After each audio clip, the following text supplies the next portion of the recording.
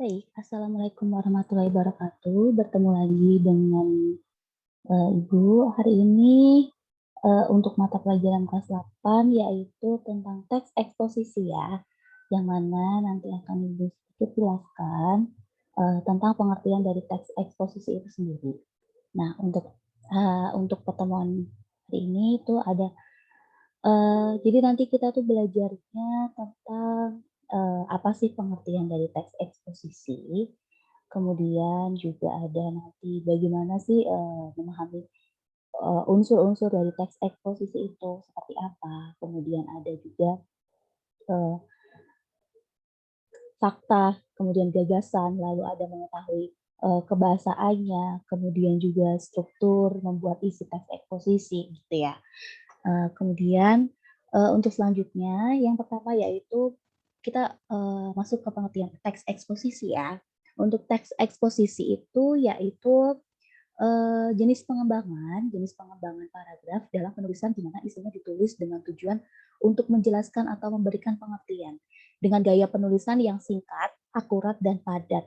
Jadi di sini secara tidak langsung kalian itu seperti disuguhi sebuah teks berita gitu. Karena salah satu contoh dari teks eksposisi itu adalah teks berita ya.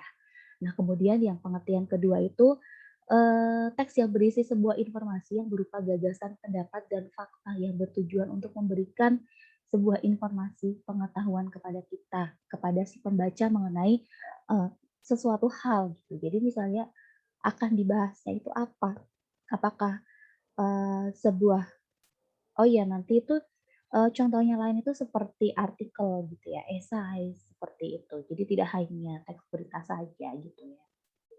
Lalu, oh ya, masuk ke tujuan teks eksposisi. Nah, tujuannya itu apa? Maaf, tujuannya untuk menambah pengetahuan pembaca, gitu. Sehingga, mendapat kejadian yang dibahas itu. Jadi, untuk konsepnya dari atau yang memberikan informasi dengan rinci ya, seperti itu. Kemudian, untuk tujuan secara jelas kepada pembaca sehingga tidak ada perbedaan pemahaman, gitu. Karena dengan, membaca teks X sendiri gitu ya, yang tadinya tidak tahu, kemudian menjadi tahu, seperti itu. Lalu di sini ada unsur-unsur teks eksposisi. Nah, eksposisi itu ada 2 unsur ya. Yang pertama itu ada gagasan, ide atau pendapat, dan juga ada fakta. Nah, kalau kalian tahu, ada pendapat atau opini, ada fakta. Nah, kalau opini itu berarti sesuatu yang belum tentu kebenarannya ya kan. Sedangkan fakta itu adalah sesuatu yang sudah pasti kebenarannya dan dapat dipertanggungjawabkan kebenarannya. Di sini gagasan atau ide itu biasanya berupa pernyataan, komentar, penilaian, saran, dorongan, dan rujukan dari penulisnya itu gitu. Jadi bukan hal yang bersifat fakta ya. Lalu yang kedua itu fakta yaitu kenyataan atau sesuatu yang benar-benar ada dan terjadi. Fakta dapat berfungsi untuk memperkuat gagasan atau pendapat sehingga diharapkan dapat lebih meyakinkan pembaca gitu. Jadi fungsi dari fakta ini itu memberikan keyakinan gitu, supaya teks tersebut itu lebih yakin, supaya teks tersebut itu lebih lebih diakui lagi, oleh si pembaca gitu ya. Karena ketika seseorang itu, menuliskan sebuah teks eksposisi, maka tidak bisa, dengan hayalan gitu, karena eksposisi itu bukan bukan teks yang bersifat non fiksi gitu, bersifat fiksi, maaf. Tapi dia itu benar-benar, harus dapat dipertanggungjawabkan gitu. Lalu kemudian ada cirinya. Nah, cirinya itu yang pertama menjelaskan informasi, itu pasti ya, karena tujuan dari eksposisi itu sesuai dengan namanya ya, expose berarti memberikan informasi. Lalu yang kedua itu gaya informasinya mengajak. Nah, sebetulnya di sini mengajaknya itu, memberikan informasi ya, kalau mengajak pure itu dia lebih ke persuasi gitu. Kemudian biasanya menjawab pertanyaan apa, siapa, kapan, di mana, mengapa, bagaimana. Nah, ini itu salah satu yang tadi saya katakan, teks berita. Nah, teks berita itu ya pasti mencakup 5W+1H itu tadi ya, gitu. Kalau misalnya itu teksnya berita, berarti beritanya itu apa, terus siapa yang terlibat, kapan itu terjadi, di mana terjadi, mengapa bisa terjadi, dan bagaimana itu, kronologi kejadiannya, seperti itu. Gitu ya. Kemudian berusaha menjelaskan tentang sesuatu gitu. Kalau misalnya teksnya itu dia membahas artikel, sebuah, saya contohnya adalah eh, cara menggunakan gadget ya, cara menggunakan HP. Nah, di situ tuh dijelaskan HP itu apa, kemudian smartphone ya, smartphone itu apa, kemudian jenisnya itu apa, itu dikenalkan gitu. Kemudian pokoknya eh, tahu lah ya, jadi beda gitu. Kemudian berusaha menjelaskan tentang sesuatu. Ini sama halnya seperti yang poin pertama. Sesuatu itu berarti itu sifatnya memberikan informasi. Lalu yang selanjutnya itu bersifat informatif, jadi memberikan informasi masih sama. Kemudian fakta dipakai sebagai alat kontribusi, yaitu alat pendukung. Jadi maksudnya itu bisa di eh, bisa di bisa dipertanggungjawabkan sebenarnya. Nah, kemudian singkat, padat, dan akurat.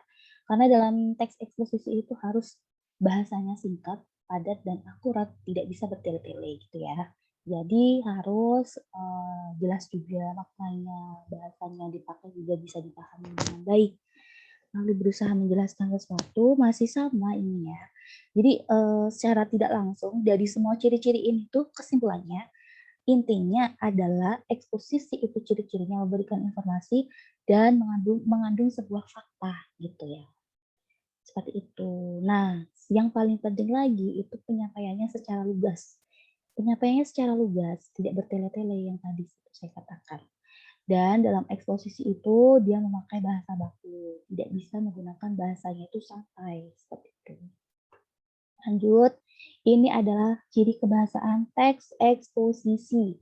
Nah, cirinya itu bersifat non-fiksi ya, beda dengan cerita-cerita fiksi. Kalau cerita fiksi itu pasti mengandung unsur intrinsik ya, atau ada temanya, tokoh gitu ya, kemudian latar tempat, latar waktu, dan lain sebagainya. Tapi kalau teks eksposisi itu bersifat non-fiksi atau ilmiah gitu. Kemudian bersifat informatif, menjelaskan atau memaparkan, lalu berdasarkan fakta, tidak mempengaruhi, artinya tidak mempengaruhi berarti tidak memihak ya. Jadi netral seperti itu. Kemudian sering menggunakan kata pronomina atau kata ganti. Nah, kalau ini dilihat dulu ya, kata ganti itu bisa digunakan pada teks eksposisi jenis artikel. Kalau jenisnya berita itu untuk pronomina itu kurang ya, jadi tidak gitu. Kemudian menggunakan istilah. Nah, menggunakan istilah juga biasanya terdapat pada artikel, karena biasanya kalau artikel itu kan sesuai tema ya. Temanya tentang misalnya tentang pertanian, berarti di situ pasti terdapat istilah-istilah dari pertanian atau istilah-istilah tentang kesehatan gitu ya. Kemudian ketujuh, menggunakan bahasa baku. Nah, ini bahasa baku itu ya salah satunya seperti yang kata baku ya, kata yang sudah sesuai dengan ejaan penggunaan bahasa Indonesia gitu. Jadi PUEB kalau dalam bahasa Indonesia, pedoman umum ejaan bahasa Indonesia. Lalu akhir teks berupa penegasan atau gagasan. Nah, nanti ini masuknya ke dalam kriteria struktur gitu ya. Nah, seperti ini struktur teks bahasaannya. Yang pertama itu ada tesis, lalu rangkaian argumen, dan penegasan ulang. Kita bahas satu-satu ya. Untuk tesis itu ada pengenalan isu, masalah yang akan dibahas si penulis secara umum tentang topik yang akan dibahas. Terdapat pada paragraf pertama, kalimat pertama. Nah, ini yang seperti tadi saya katakan, pengenalan isu itu biasanya mengenalkan dulu nih masalahnya apa yang akan dibahas. Kalau misalnya itu masalahnya tentang cara menggunakan gadget di era pandemi misalnya ya, berarti kasih pengertian dulu, pengenalan dulu, gadget itu apa. Atau kalau sekarang itu smartphone ya, HP pintar, seperti itu. Kemudian masuk ke rangkaian argumen. Nah, rangkaian argumen itu berarti pendapat si penulis, argumen penulis sebagai penjelas dari tesis yang dijelaskan sebelumnya. Nah, di sini itu lanjutan dari tesis itu tadi, gitu ya. Barulah ketika kalian itu menjelaskan pengertian HP, kemudian dan lain sebagainya, gitu ya. Baru kita masuk ke pendapat si argumen. Kenapa sih kok cara-caranya itu bagaimana di era pandemi? Gitu. Pasti ada positif negatifnya. Nah, itu masuk ke rangkaian argumen. Barulah ketika itu kalau sudah dijelaskan fakta-faktanya, itu masuk ke penegasan ulang. Yang mana penegasan ulang itu perumusan kembali secara ringkas. Biasanya bagian ini disebut dengan penutup atau kesimpulan. Dari tesis dan rangkaian argumen ini, kalian ringkas lagi menjadi sebuah penegasan ulang atau kesimpulan. Jadi untuk, di struktur teks ini ada 3 ya, ada 3 itu tesis, rangkaian argumen, dan penegasan ulang. Ibaratnya itu ada bagian pembuka, isi, dan juga penutup. Namun di sini kalimatnya atau istilahnya beda gitu ya. Seperti itu. Nah, untuk kaidah kebahasaannya itu nanti ada pronomina, ada konjungsi, nomina, verba, dan adjektiva. Nah, kalian mesti tahu ya, ini tuh istilah-istilah dalam bahasa Indonesia.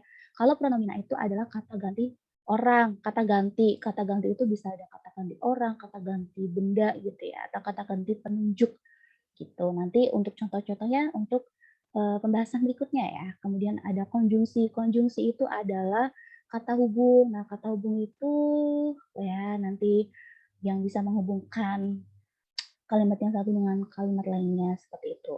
Nah, nomina, nomina itu kata benda. Kata benda itu banyak ya meliputinya. Lalu ada verba, apalagi ini verba ya, verba itu kata kerja. Kata kerja itu ya biasa kita sebut gitu. Ya banyak ya, contohnya seperti bisa belajar, kemudian bernyanyi, berhitung, menyapu, dan lain sebagainya. Kemudian yang terakhir itu ada adjektiva. Adjektiva itu ada kata sifat. Nah, kata sifat di sini itu banyak juga gitu. Jadi kalian perlu tahu gitu. Jadi nggak bingung ya nanti kalau misalnya kalian dalam teks kemudian kalian diminta untuk menentukan sih mana yang termasuk kata sifat. Kata sifat itu cantik, pintar, cerdas, panjang, pendek, berat, ringan, dan lain sebagainya. Seperti itu. Nah, ini untuk penjelasan selanjutnya itu nanti ya, untuk kayak pronomina, konjungsi, adjektiva itu juga untuk pertemuan selanjutnya. Jadi untuk pertemuan hari ini cukup sampai kaidah kebahasaan karena hmm, memang itu yang pertemuan tiap pertemuan itu kan ini ya apa namanya beda gitu walaupun kita masih masih belajar satu teks gitu tapi beda ininya sub beda subbabnya seperti itu ya. Jadi mungkin itu yang bisa Ibu sampaikan, kurang lebihnya mohon maaf. Kalau misalnya kalian itu ada sesuatu yang ingin ditanyakan, silakan nanti kalian bisa menghubungi Ibu lewat grup WA gitu ya. Nah, untuk ini penjelasan ini nanti kita jelas nanti ya kita bahas selanjutnya. Oke, mungkin kalian bisa memahaminya ya. Gitu. Kurang lebihnya Ibu mohon maaf. Wassalamualaikum warahmatullahi wabarakatuh.